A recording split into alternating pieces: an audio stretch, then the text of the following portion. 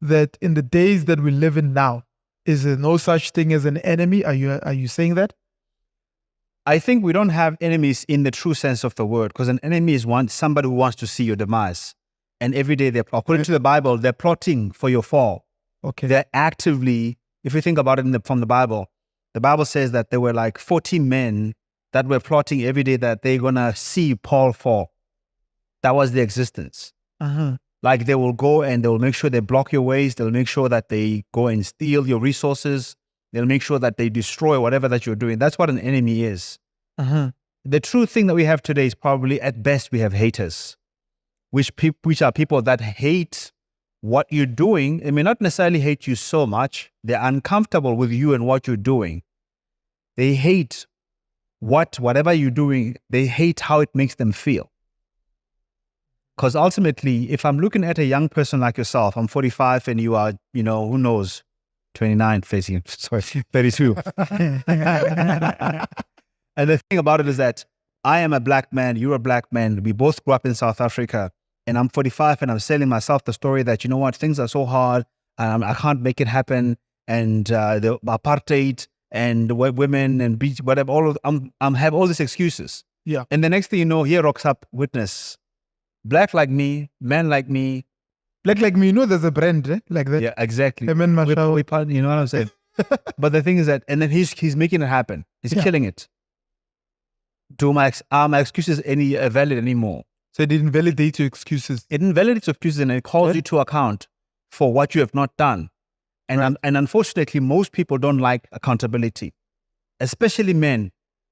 A lot of men don't like accountability, especially about their productivity.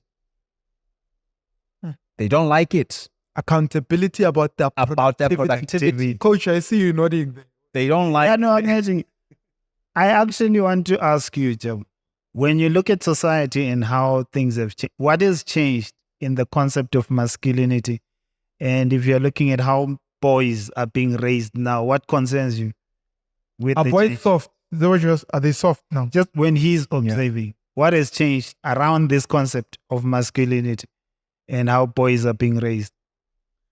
I think the fear of what happened in the past is overruling the reality. It's too much of an influence. Just because there were some men in history that decided to dominate and kill other people, it doesn't mean that us today, with the knowledge that we've got, with the enlightenment that we've got, we cannot make judgments to say that that's the wrong way of living. We have to find a different way. Now, to condemn the entire masculine, and especially to condemn the entire man, and seeing men as a danger, like we have in society, I think that's wrong. Right. I think for me, it really turns me off when I know that I'm an older brother of many sisters, not just my own biological, but many women who are cousins. But everywhere that I go, I was raised with the mindset of being an older brother and protecting and making sure that I tend to the safety of everybody who's around me. And then somebody looks at me and thinks that I'm a danger to them. It makes me nervous, number one. And number one, if I'm very honest, one of my biggest fears, can I tell you what one of my biggest fears is? One of my biggest fears is to be falsely accused as a man. It's one of my biggest fears. And that's one of the reasons why, for example, when I travel in my car, if I see you as a woman on the side of the road, I'm sorry, I don't care whether it's raining or not. I'm not going to pick you up. You won't pick a lady up when it's raining. Why? And why? Get into that. Why?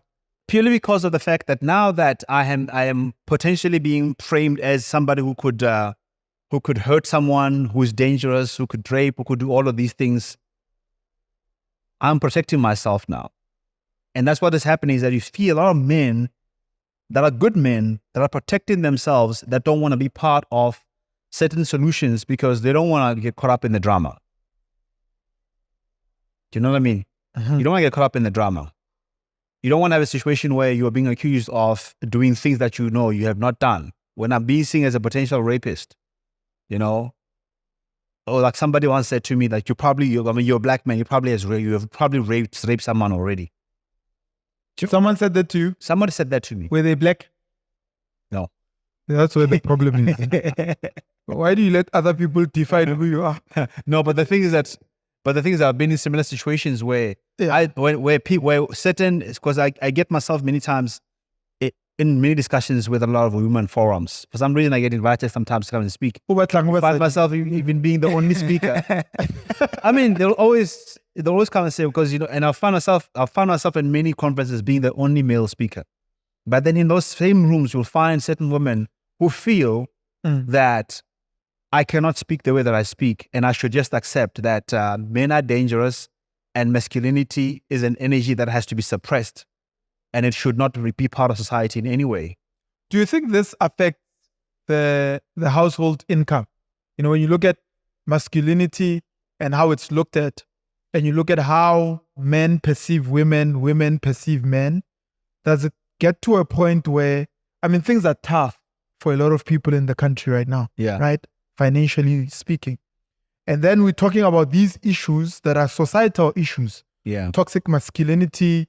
Young men have got too much, toxic masculinity, if you can put it that way. Exactly. But those same young people or young men one day have to get married.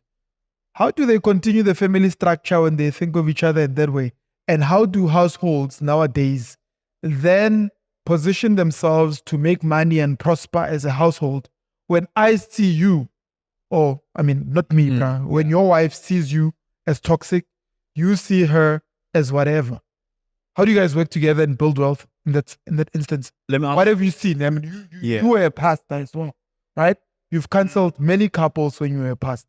And then now you're in business and you speak on mindsets. Yeah. When you marry the two, the societal issues as well as now the business side of things and the money side of things, do they marry?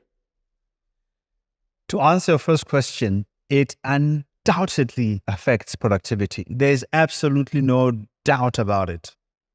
There are several women that are complaining about the fact that they're coming across men who don't want to work, but who want to actually, Men don't want to work. they don't want to work, and they want to actually take money from the work. I see you nodding there. Do you want to add to this?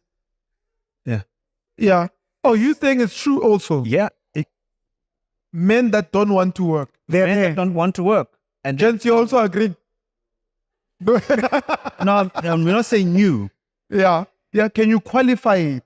No, I'm saying that there are a lot of men that I know that don't want to work, and they want to be married to a woman that already has their things and take from her. There are many of them because they have been taught growing up that they don't have to work.